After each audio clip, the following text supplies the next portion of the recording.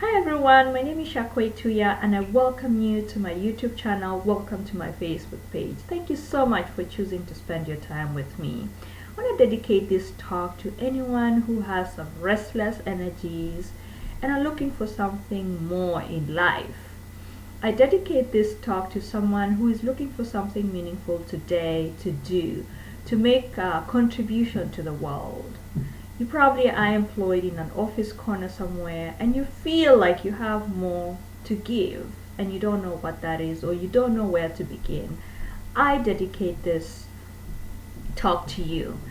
And you probably are there, you probably don't have a job, but are looking for something meaningful to do. This talk is for you as well. So I didn't know my passion early. Some people are born and in a very early age they get to know what their passion is. I did not. So when I was in college, I changed my major many times because I thought I didn't know what I wanted to do or what I wanted to be. But when I look back, I don't think that was the problem. I think the problem was I was afraid to listen to the voice of God tell me what my passion was, or at least to listen to the still voice in me to direct me. And I think I'm not alone in that. I was afraid that my calling may entail a sacrifice that I was not willing to make. And I was afraid that my calling may be disapproved by the people that I loved. And so I was there saying, I don't know what I want to do and I don't know what I want to be. And I believe I'm not alone in that. So I want to talk to you today about going after your passion and encourage you to listen to the voice of God in you and find what your passion is. All of us are called to a very unique passion. We have a passion and we have a calling that is as unique as our fingerprints. We are all called to do something different. It might look the same, but you will do it uniquely as you are. So I want to share a verse in the Bible in the book of Proverbs chapter 25 verses 2, which says, it is the glory of God to conceal a matter, and then it is the glory of kings to search out a matter. So God has given us the assignment to search what makes our hearts beat, to search what our passion is, and then go after it. So I want to share a story of someone who went after his passion and started part-time. And you're probably somewhere asking, I want to go after my passion, I want to go after my calling, where should I start? So point number one, I want to say, start as a part-time, start as a side hustle. So there's a guy called A.L. Williams. You probably have read his book, so maybe you've heard about him. So A.L. Williams started a company, an insurance company, many years ago. So his father died when he was very young, and then he witnessed his mother struggle financially. So his father did not leave any inheritance in form of insurance, and so his mother didn't have had very little education and had not worked outside the home.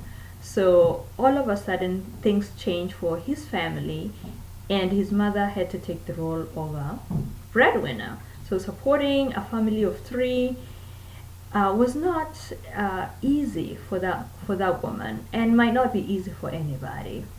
So because of the struggles that A.L. witnessed, he put it upon his heart to start a business, start selling term insurance so that he can assist people who are going through such a hard transitions as his family went through. So he formed a company and called it A.L. Williams and Associates. He started part-time. He had no training. He had no mentors to show him the ropes of the business. He didn't even have the license to sell insurance. But his heart was in the right place. He wanted to help people. So point number two, start by wanting to help people. So years later, his company was sold and it's now called Primerica Financial, and A.L. Williams is in the billionaire Forbes list. I think he's worth $1.5 billion. So success does leave clues. It does. And you probably are wanting to start something, and maybe money is not your intention, and it shouldn't be. Your intention should be to help people. Money does come later on. Success has clues. When you succeed in doing what you do, there will be clues along the way. So Proverbs chapter 25 verses 2, it's the glory of God to conceal a matter, but it's the glory of kings to search out a matter. So I want to encourage you today to search out that which you have been called to do in this world. And you will struggle. I want to prepare you for that. When you go after your dream, you will struggle, you'll have doubts, you'll have naysayers. People will discourage you. People will predict your downfall. They will not see the possibility of you becoming a household name in the future. They're not going to see the possibility of you swimming with big leagues in future. But I want you to get started anyway, because God is going to be with you. When you go through struggles, I want you to know that you are built to last trouble. You are built to have breakthroughs. So when you break, don't break, break through. Your doubts will come. Everybody has a moment to doubt. Everybody has a moment, that whisper, to quit. A king hears it, a president hears it, a mother hears it, an athlete, a world record athlete hears it. So you will have that moment, doubt and wanting to quit. But then those voices do come when you're so close to the breakthrough.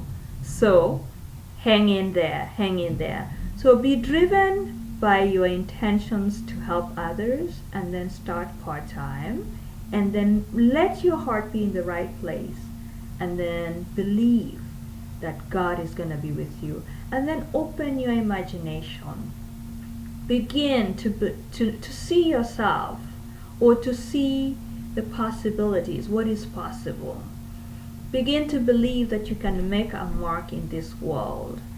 Begin to see life as moldable, that you can play a part, that you can mold it. Broaden your imaginations, because you have a calling that is so unique.